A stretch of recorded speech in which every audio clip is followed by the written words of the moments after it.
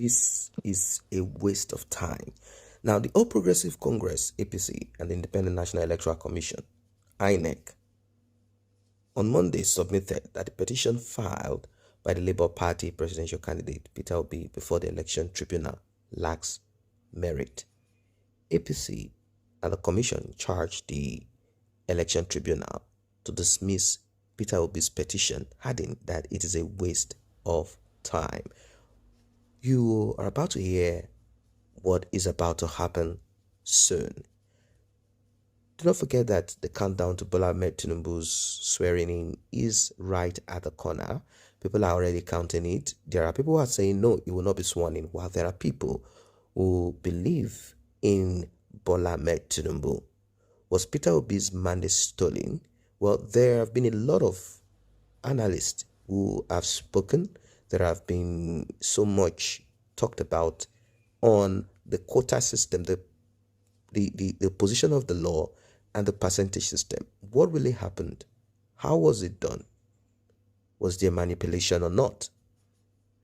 Labour Party and Peter Obi challenged the victory of the president-elect Bola Tinubu in the February 25th, 2023 presidential election, claiming that Bola Tinubu could never have won, that they won, and that INEC, an institution backed by the Constitution, lacks integrity. They are challenging Tinubu's victory on grounds of alleged non-qualification and non-compliance, amongst others.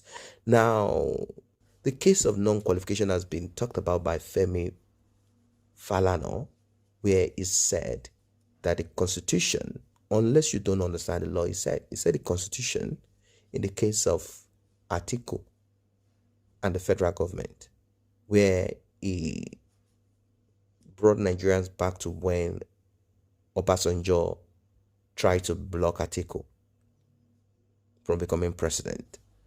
He said the Senate hurriedly issued a white paper. He also talked about Ojo Zokalo. He also issued a white paper. And what does this contain? At the end of the day, the law stands and states that unless you have been unless you have been convicted by the court of law, of proper jurisdiction, of right jurisdiction, you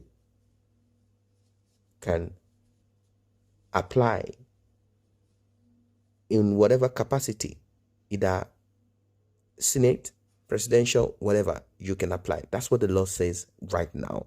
So it means if Bola Ahmed Tinubu has not been convicted by any court, if Bola Ahmed Tinubu has been convicted, he will be serving time in the United States or something. We would have seen records of that. That's what he's trying to say. That so all of those does not hold water based on alleged non-qualification and non-compliance, amongst others. APC and INEC in their separate responses filed before the Presidential Election Petition Court, PEPC, on Monday, urged the court to dismiss the petition for being unmeritorious. APC, in its response, filed at the PEPC Secretariat in Abuja.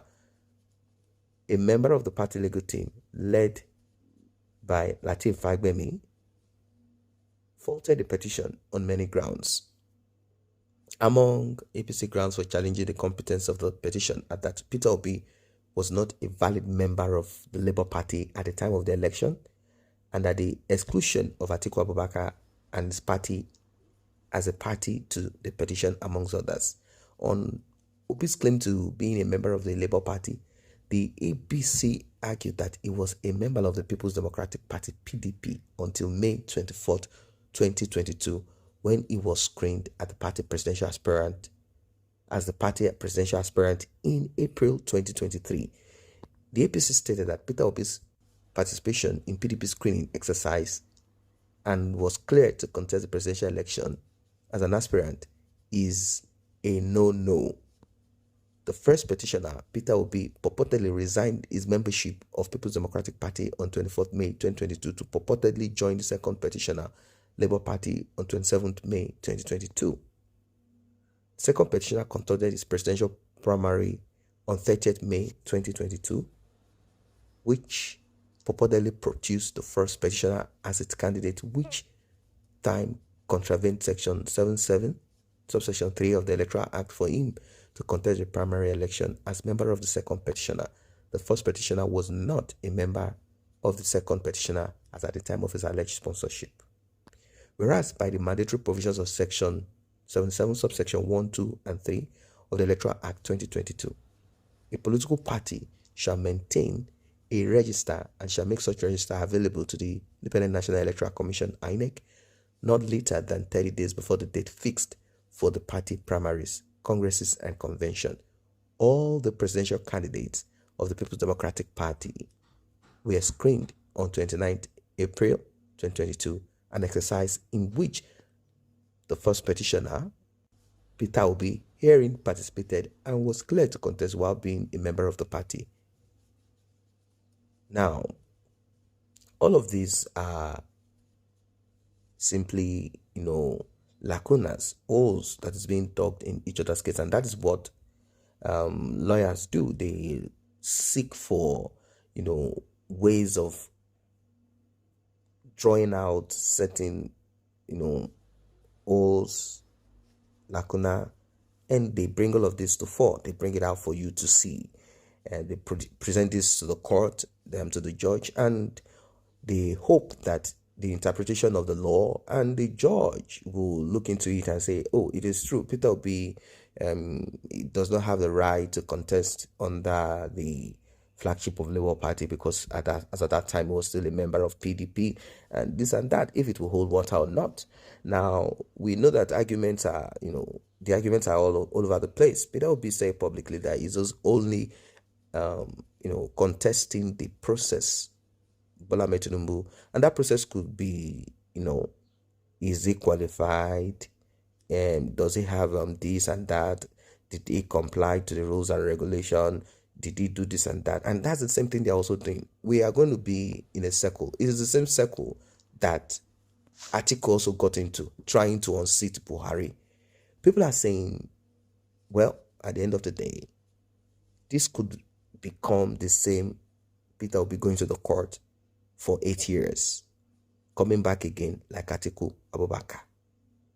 Is this what PDP and Labour Party will end up to become? Is this what Atiku and Peter Obi, who were both, in the same party, running the same, show, wanting to become president and vice president, is this what will become their lot for the next 8 years?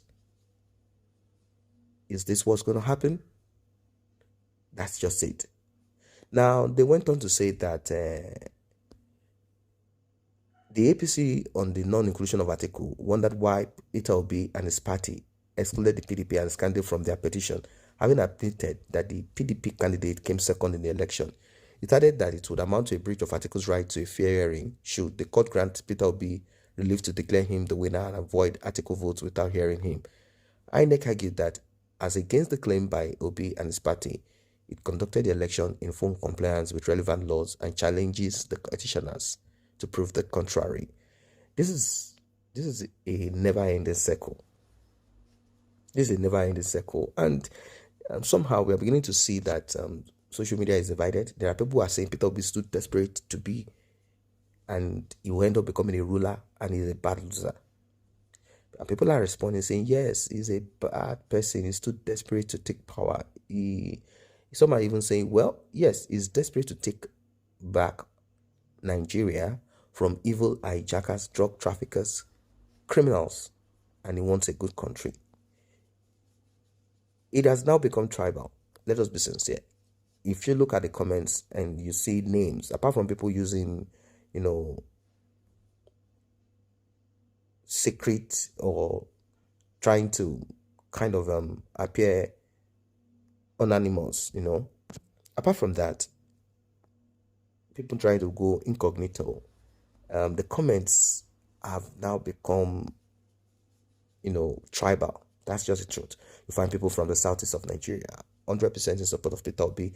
You find people from the southwest of Nigeria, 100% in support of Bola Tinubu. It has become tribal. That's the truth. And now, as of recent, it has now become religious when the audio got leaked of the founder of Living Faith, Bishop David Oyedepo, and Peter Obi. What are your thoughts? What are your thoughts? What are the basis of declaring Peter Obi president? And also, was Peter Obi's mandate stolen? What are the basis of declaring Bola Ahmed Tinubu the winner?